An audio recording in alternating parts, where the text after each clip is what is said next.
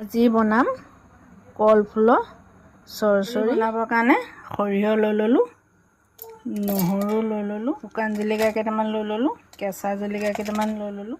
সৰিয়হ পিছা হৈ গ'ল, তেল দি দিছোঁ, তেলত জিৰা অকণমান দি দিছোঁ,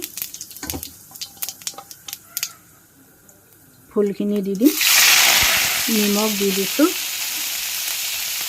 হালধি অকণ দি দিছোঁ। ফুলখিনি আগত ভাজি ল'লোঁ, ভাজাৰ পিছত এতিয়া দি দিম সৰিয়হখিনি। বইল কৰিও বনাব পাৰে, মই বইল কৰি বনোৱা নাই, ডাইৰেক্ট বনাইছোঁ।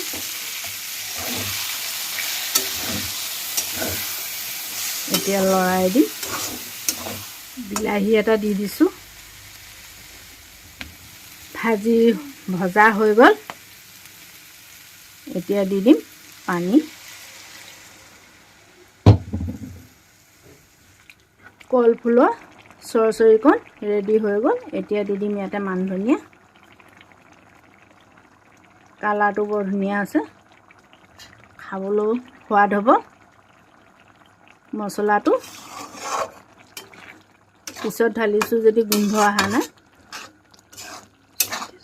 ধুনীয়া হৈছে। কলফুলৰ আঞ্জাকণ কেনেকুৱা লাগিলে জনাব।